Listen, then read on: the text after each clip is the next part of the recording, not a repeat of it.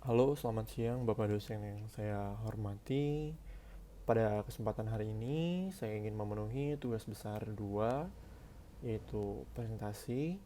Dan presentasi kali ini, saya sudah siapkan materinya. Sebelumnya, perkenalkan nama saya adalah Aldi Fatul Hanan. Dan pada kesempatan hari ini, saya ingin mempresentasikan mengenai fenomena penggunaan bahasa pergaulan di Indonesia. Nah, selanjutnya kita langsung saja untuk penjelasannya ke latar belakang. Nah, di sini ada pengertian bahasa. Bahasa merupakan suatu ungkapan yang mengandung maksud untuk menyampaikan sesuatu kepada orang lain. Sesuatu yang dimaksud oleh pembicara bisa dipahami dan dimengerti oleh pendengar lawan bicara melalui bahasa yang diungkapkan. Dan di sini ada fungsi.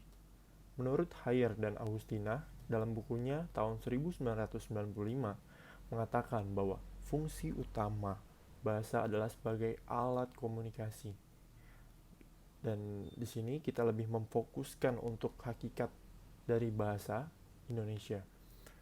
Bahasa Indonesia adalah alat komunikasi yang dipergunakan oleh masyarakat Indonesia untuk keperluan sehari-hari, misalnya belajar, kerjasama, dan berinteraksi. Bahasa Indonesia merupakan bahasa nasional dan bahasa resmi di Indonesia.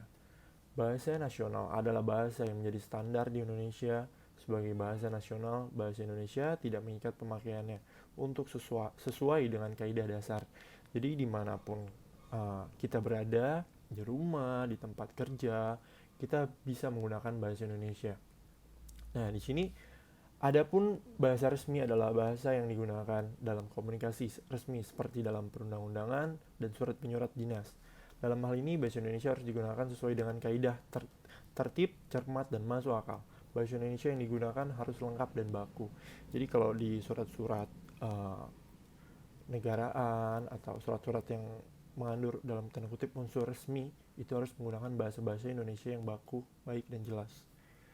Nah, selanjutnya kita lanjut ke slide berikutnya, yaitu adalah uh, bahasa Indonesia yang memiliki fungsi-fungsi tertentu yang digunakan berdasarkan kebutuhan pemakaiannya, yaitu, nah di sini ada 4. Yang pertama adalah alat ekspresi diri. Yang dimaksudkan alat ekspresi diri di sini adalah di mana bahasa kita tuangkan atau kita ungkapkan sebagai perasaan kita di dalam diri ini untuk kita tuangkan kepada orang lain, seperti perasaan bahagia, perasaan senang, sedih, ataupun sebagainya.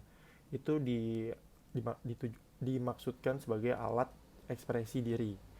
Dan kedua adalah alat komunikasi yang sudah dijelaskan sebelumnya.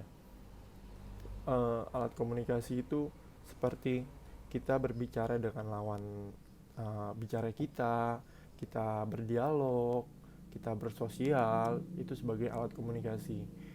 Dan ketiga adalah alat integrasi dan adaptasi sosial. Yang dimaksudkan sebagai alat integrasi dan adaptasi sosial di sini adalah bahasa Indonesia ini mampu mempersatukan kelompok-kelompok etnis di Indonesia, di mana banyak sekali yang kita tahu kelompok-kelompok etnis di Indonesia, berbagai suku, macam budaya juga.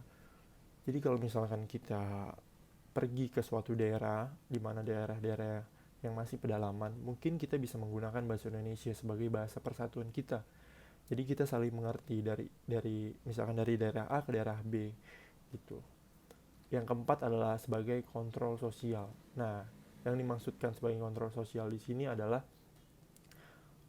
alat kontrol sosial di sini sebagai seperti yang contohnya itu di dalam buku, di dalam informasi, bahasa Indonesia itu digunakan supaya apa? Supaya semua orang di Indonesia bisa jelas dalam membaca, mendengar. Jadi mempersatukan lah. Jadi satu suara. Seperti itu kurang lebih. Nah, kita masuk langsung ke pembahasannya. Fokus kita pada kesempatan hari ini adalah bahasa gaul. Bahasa gaul adalah gaya bahasa yang merupakan perkembangan atau modifikasi dari berbagai macam bahasa, termasuk bahasa Indonesia, sehingga bahasa gaul tidak memiliki sebuah struktur gaya bahasa yang pasti. Sebagian besar kata-kata dalam bahasa gaul remaja merupakan terjemahan, singkatan, maupun plesetan. Namun, terkadang diciptakan pula kata-kata aneh yang sulit dilacak asal mulanya. Kalimat-kalimat yang digunakan umumnya kalimat tunggal. Bentuk-bentuk elip juga banyak digunakan untuk membuat susunan kalimat menjadi lebih pendek, sehingga seringkali dijumpai kalimat-kalimat yang tidak lengkap. Dengan menggunakan struktur yang pendek, pengungkapan makna menjadi lebih cepat, yang sering membuat pendengar yang bukan penutur asli bahasa Indonesia mengalami kesulitan untuk memahaminya. Nah, ragam bahasa gaul remaja memiliki ciri khusus, singkat, lincah, dan kreatif. Kata-kata yang digunakan cenderung pendek, sementara kata yang agak panjang akan diperpendek melalui morfologi atau menggantinya dengan kata yang lebih pendek, seperti memang menjadi emang. Itu salah satu contohnya. Kalimat-kalimat yang digunakan kebanyakan berstruktur kalimat tunggal. Oke, dilanjut ke slide berikutnya.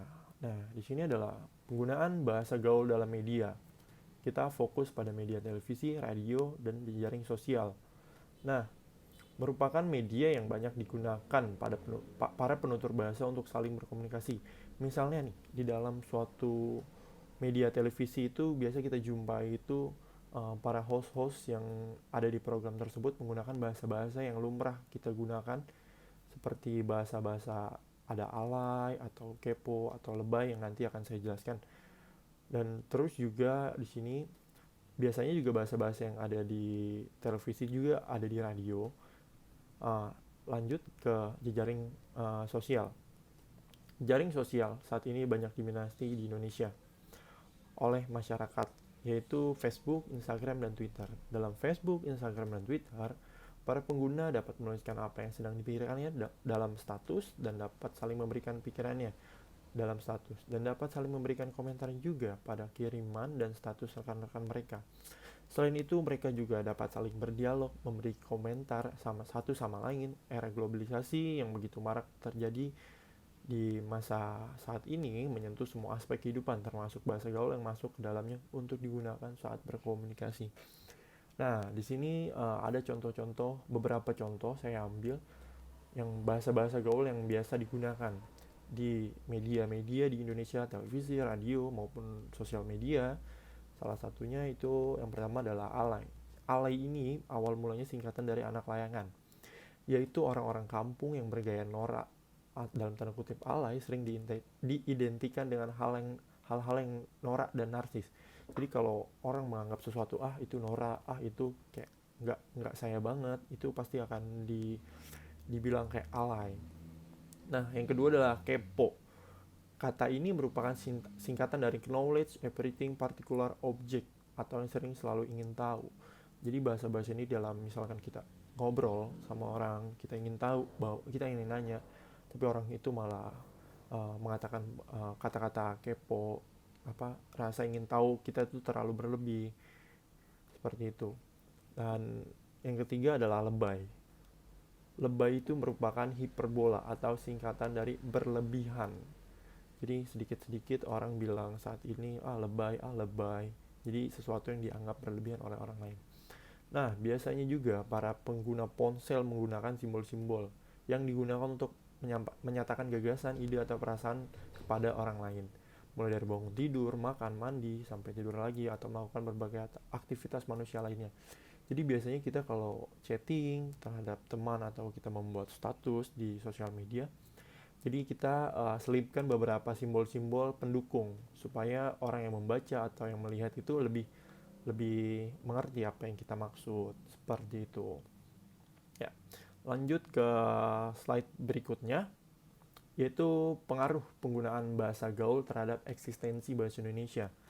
Ada positif dan negatif. Positifnya bahasa ala ini atau bahasa gaul mulai dikenal oleh dunia internasional. Kita bisa ketemu misalkan kayak contohnya itu banyak konten-konten vlog yang ngobrol sama orang-orang dari mancanegara, dari bule misalkan. Kita ngobrol-ngobrol dengan bahasa kita di sini dan mereka jadi tahu, oh ini loh bahasa gaul di Indonesia tuh seperti ini yang biasa digunakan. Dan positifnya juga komunikasi bahasa gaul dianggap remaja ini lebih seru ketika bersama teman-teman. Jadi kalau kita nongkrong kita menggunakan bahasa gaul, jadi kesannya terkesan akan lebih akrab. Nah, kedua adalah negatif. Negatifnya itu masyarakat Indonesia tidak mengenal lagi bahasa baku sehingga kehilangan patokan dan bimbingan untuk memakai bahasa Indonesia yang baik dan benar. Nah, yang kedua adalah masyarakat Indonesia tidak lagi memakai ejaan yang disempurnakan atau EYD. Yang ketiga adalah masyarakat Indonesia menganggap remeh bahasa Indonesia dan tidak mau mempelajari lebih lanjut karena merasa dirinya telah menguasai bahasa Indonesia yang baik dan benar. Oke, kita lanjut. Nah, kita masuk di slide-slide terakhir. Ada kesimpulan. Jadi kesimpulannya adalah bahasa gaul yang digunakan untuk berkomunikasi dalam media terdapat beberapa jenis seperti jargon yang merupakan frase atau kalimat pendek yang dipopulerkan oleh orang-orang yang memiliki pengaruh besar seperti pimpinan negara, artis, dan tokoh-tokoh dalam bidang tertentu ataupun kata-kata yang memiliki makna tertentu. Nah, penggunaan bahasa gaul pada masa ini sudah menjadi bagian komunikasi siapapun di Indonesia dan menjadi budaya dalam tanda kutip mengancam bahasa Indonesia yang baik dan benar. Nah, ada saran yang saya tuangkan di perihal pada presentasi kali ini. Yang pertama adalah bijaksanalah dalam menggunakan bahasa gaul di lingkungan tanpa mengurangi arti dan sebuah kata dari sebuah kata dan tidak menyinggung perasaan seseorang. Jadi dimanapun kita berada, bahasa gaul itu sah-sah saja untuk keperluan kita dalam berkomunikasi. Namun kita harus ingat, kita harus sesuai kaidah-kaidah kehidupan atau norma-norma yang berlaku. Nah, kedua adalah tetap pelajari bahasa Indonesia yang baik dan benar, serta gunakan bahasa yang baik ketika berkomunikasi supaya tidak pudar arti dan makna yang terkandung. Dimanapun kita berada, kita harus tetap gunakan bahasa Indonesia, tidak melulu harus bahasa gaul. Bahasa gaul adalah bahasa yang menurut saya pribadi hanya bahasa pendukung saat kita berkomunikasi dengan lawan bicara kita. Oke,